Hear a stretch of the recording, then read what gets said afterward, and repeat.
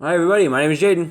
I'm Nicole. I'm Jason. I'm Caden. And we are the Yahoo and the Torah YouTube channel. And we thank you guys very, very much for hanging out with us. We are doing what we do every single day. We are the family that believes that the laws, statutes, and commandments of our Creator, which are in Genesis, Exodus, Leviticus, Numbers, and Deuteronomy, are good for all time. It is good for all ages, and it is what will enhance your life, and you will be very, very blessed. Now, for our little family, we have a little tiny family out there, and a lot of little family, we kind of keep informed on what goes on in Boss Clan. And for our little family out there, let me begin this by saying that if we were all born blood to the tribe of Levites, and we were all sanctified in the Levites, yesterday we would have been kicked out of Levites. They would have completely kicked us out to the curb. They probably would have sent us over to Yahushua or somewhere else. Because it is Boss Clan 0, Cow 1. Now, some of this may be kind of disturbing, and we don't mean it to be disturbing, but I think it's worth the story to tell this and to get it out of here. So if you don't want to hear this, if you're just here for strictly reading the scriptures, which is a great thing, you might want to go out a few minutes forward until we're done discussing this, because it is kind of odd. It is somewhat gruesome, and it's something I would like to preface all of this with, saying that we love our furry critters in this house probably more than anything. We've spent nights up, days with the sick cows. We have literally done everything possible that we can to save a cow, even staying out half of the night trying to get sick cows to live when we couldn't. And so we love our furry animals, and so we dedicate everything. And so when we literally ran out of food, we don't have any meat in this house, we had to make a decision that we were going to take out one of our 4-year-old cows, Ted. And he just started jumping fences and becoming a very bad cow. So it made the decision much easier. But it's still one of these things that we love our animals, and killing just isn't in our nature like this. And, you have to be kind of hungry to ever be okay with this. So let me start with this. Yesterday, we had Ted, our jumping cow, out. We got all of our area that we were going to kill him with. We got it all set up. We're ready to roll. We got him over there. And we were given some grain. We all prayed. We told Ted we were sorry. And I took we had two options to make this kill. In this country, we have the only legal weapon that I have is a shotgun, a 12 gauge. And it was one of those things, and there's a lot of information for a lot of people, but you've seen what shotguns can do to people, and the last thing I really wanted to do was take off part of the head of my cow, just trying to get him down. And so our other option was these very high-end air guns that we ended up with when we saved this widow down here then in South America. We had a whole bunch of gringos that were taking out this widow that were trying to steal everything she had. She moved back to the States. We jumped in. We did what we always do and got in a lot of trouble.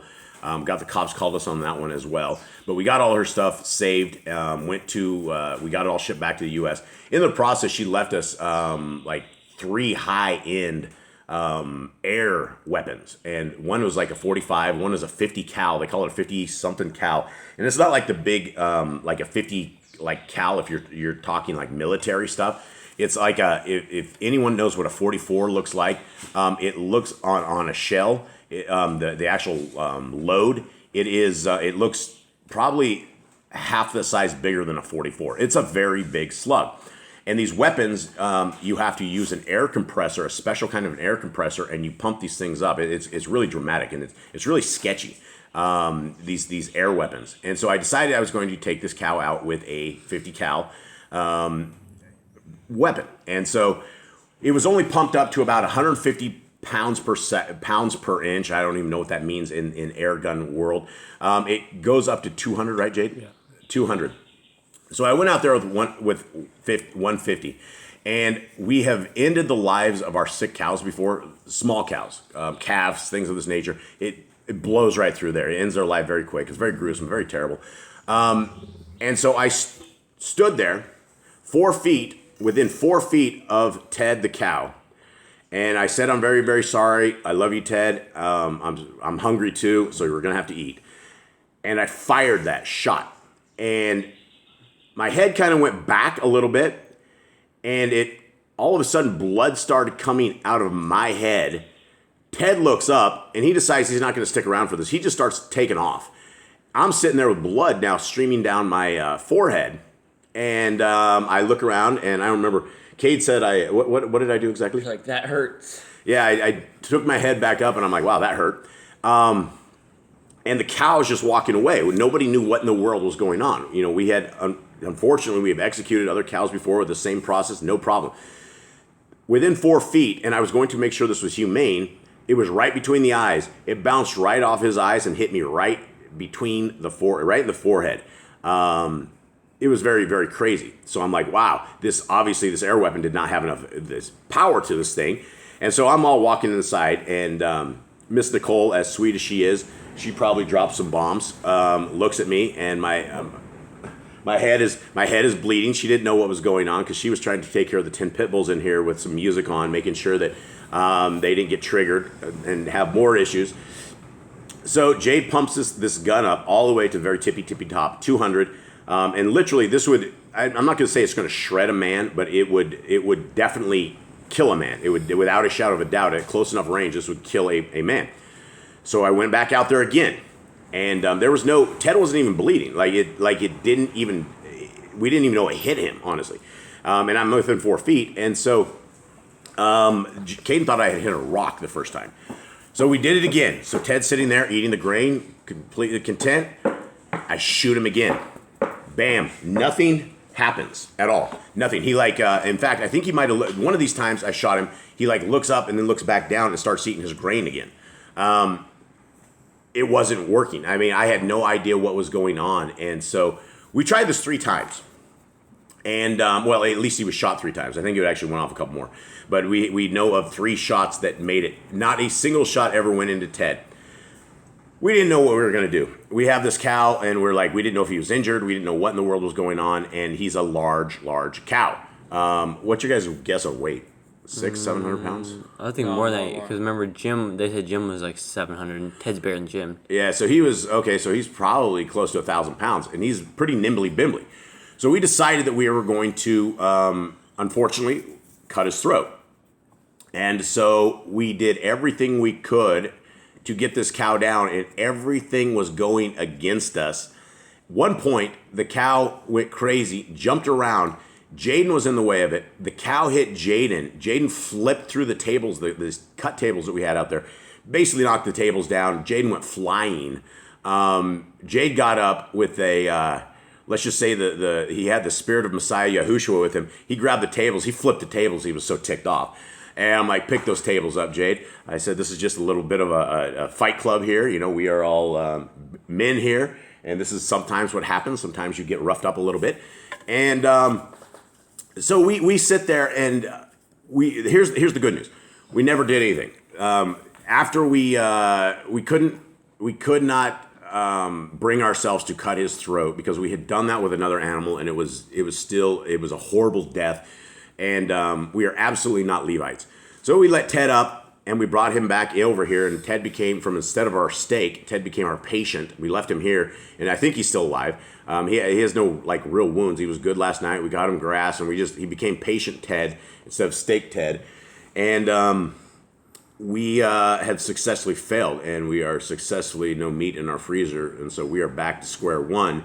And that is the life of Boss Clan. And anyone have thoughts on the whole incident yesterday? Anybody? It was dramatic. It was extremely dramatic, especially trying to bring a cow down to the point where you're going to subdue it, a large 1,000-pound cow, and cut his throat. And especially where you don't have high-power weaponry that you can do this with, it is a interesting time. Thoughts, anyone? Decompression. Did I tell the story right? Yeah, I think so. Everything there was right. Get up here. There's not a lot of great things happen with that. No, there's nothing great. Not a single great thing. I don't know how much 200 pounds of force is. I know when I got shot between the head with a 50 cal. It's not even a 50 cal. So when I say it like that, it's a 50 cal air gun, which is there's zero comparison to a real 50 cal. Zero. The air guns are just kind of like kids' toys. I mean, they will do the job, but it's not a real weapon. And so that is it. That is the story of Boss Clan and the story of not being able to fill our freezers full of meat. And I guess we will try again in a while, but it's going to be a little bit before we get our nerve ready again and everything. We were totally ready. We thought this was going to be the best, as far as execution goes, the best we could have done, because we've had to end the lives of a lot of little cows before because they got really super sick and they could no longer move. And it's always a very horrible thing. But we thought yesterday was going to be well. It actually turned out very not well. So that's the story of Boss Clan. Let us begin with our reading this morning and see if we can have maybe a better day today. It's going to be less. There's no steaks. There's no roast. There's no hamburger. But at least we got lentils. We got lentils till the cows come home. And I guess Ted came home. Here we go. So we are in Yochanan 17. And for those who do not know, Yochanan is another name. Well, it's actually like a Hebrew name for John, Yochanan. So here we go. Yahushua said these, and lifted up his eyes to the Shemaim, and said, Father, the hour has come. Esteem your Ben, which is Ben is your son, so that your Ben also might esteem you. As you have given him authority over all flesh, that he should give everlasting Kai, which is life, to all whom you have given him. Okay, let's discuss this very first thing. He begins and he says, Father, the hour has come. Esteem your son, so that your son also might esteem you. A lot of people are broken in this Trinity. A lot of people, every single day that we talk to, have the Trinity. They believe that Messiah, Yahushua, is the same as Yahuwah.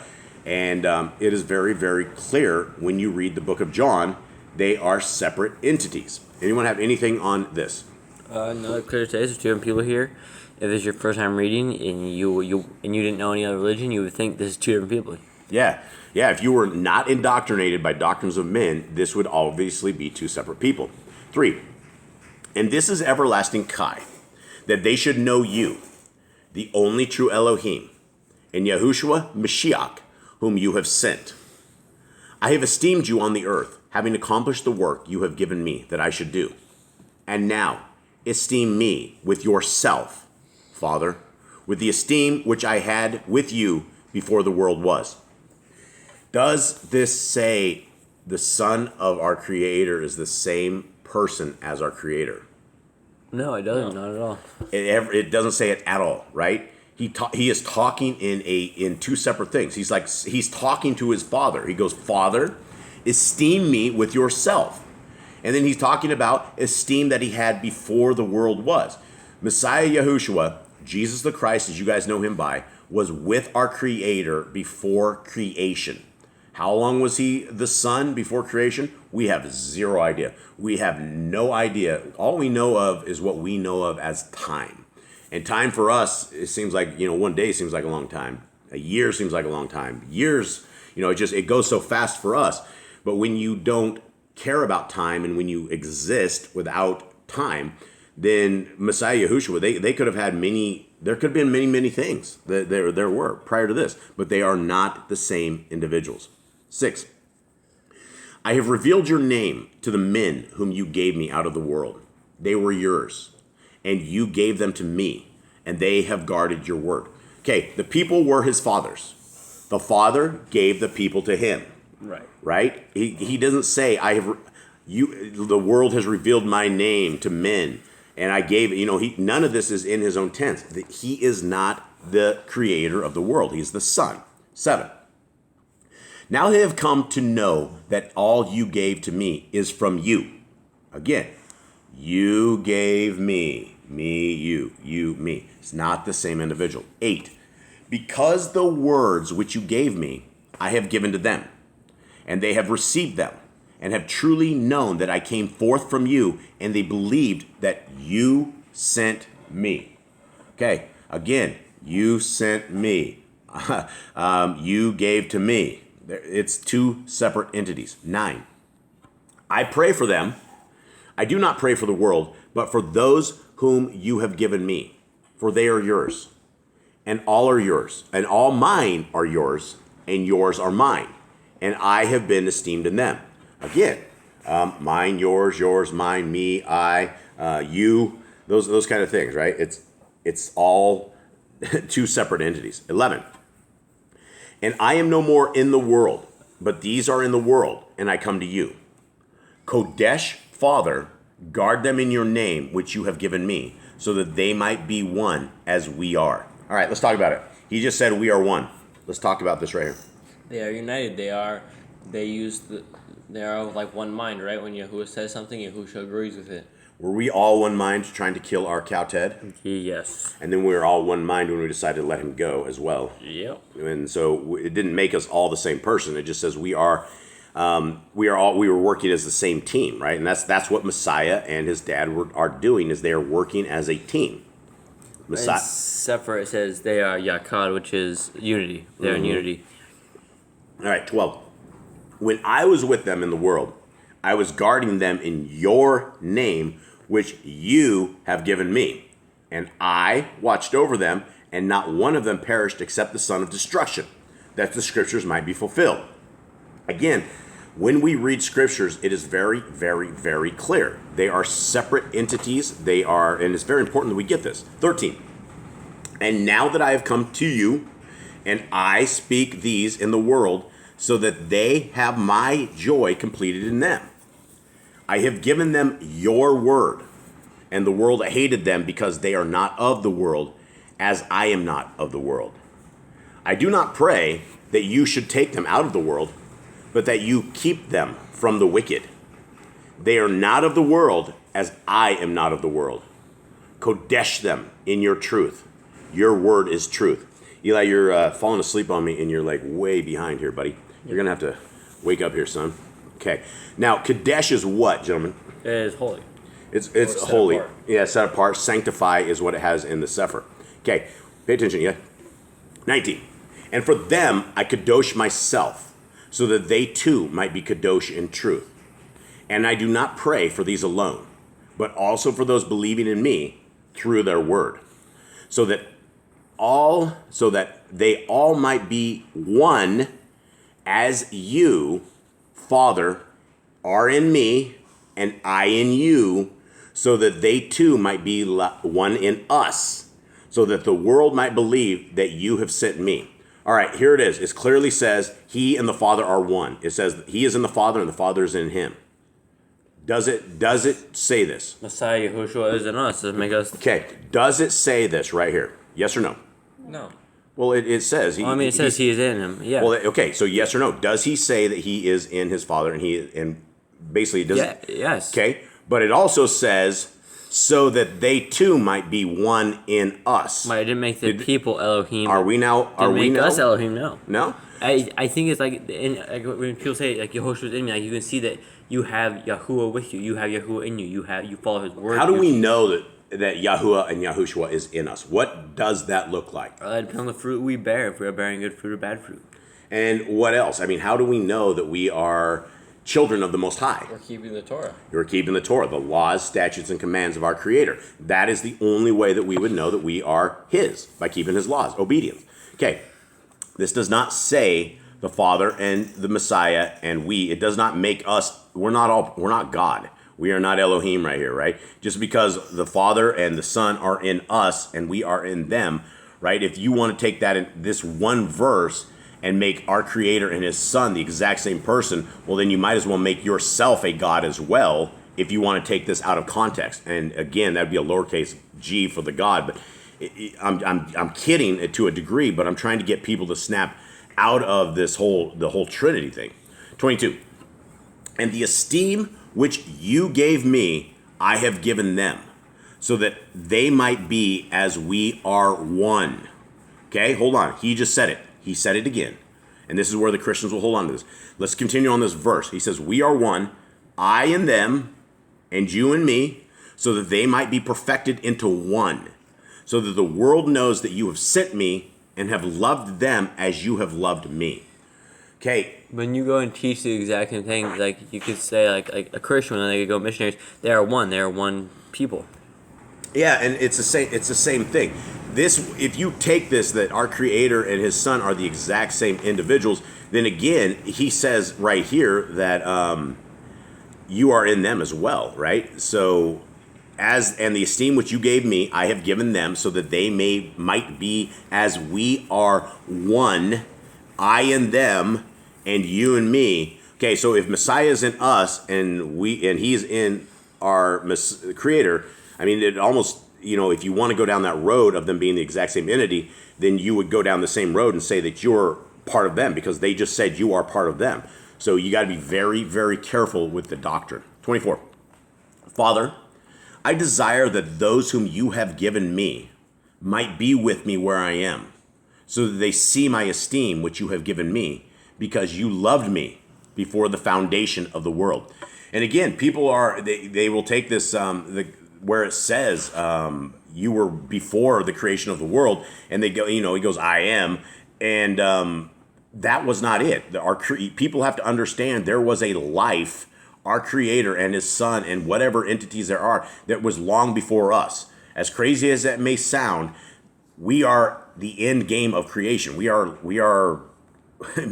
I don't know how long our Creator has been in existence, but it's probably been a very, very long time, far more than we will ever understand. Which means He could have had lives. I mean, there could be all sorts of stuff that we don't know about. There could be a Mrs. Elohim Most High. We don't know. Right? We are made in the image of it. We don't know any of this stuff. So let's continue on. O righteous Father, indeed the world did not know you, but I knew you. And these knew that you sent me. Again, you sent me, not the same people. And I have made your name known to them, and shall make it known, so that the love with which you loved me might be in them, and I in me might be in them, and I in them. Okay, a lot of people are getting really confused. They're like, oh, there it is, right? There it is again, Jason. There's enough verses all over scriptures that talk about this that you don't need to get confused on these certain things, right? Don't take one verse out of context. You cannot make your doctrine off of one verse. All scripture must be studied. Everything that we look at has to be examined. We have to run it through. We have to study it to show ourselves approved unto our Creator, a workman who needeth not to be ashamed, by rightly dividing the word of truth. And that is all of the word of truth. And so if we get stuck on this Trinity doctrine, which the entire world is, then it's blasphemy. It's terrible. Our Creator is a jealous El, and He does not want to share that kind of deity. He will give kingship to His Son, who is our ruler, but His Son is still not Elohim Most High. He's still the Son of Elohim.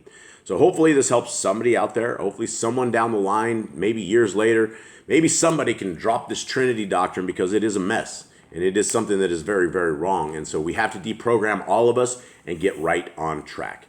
So with that, everybody, I guess that is the end for Boss Clan. We thank you guys very, very much. We hope we are alive to see you guys another day. And we love you all, and we will see you. All right, shalom.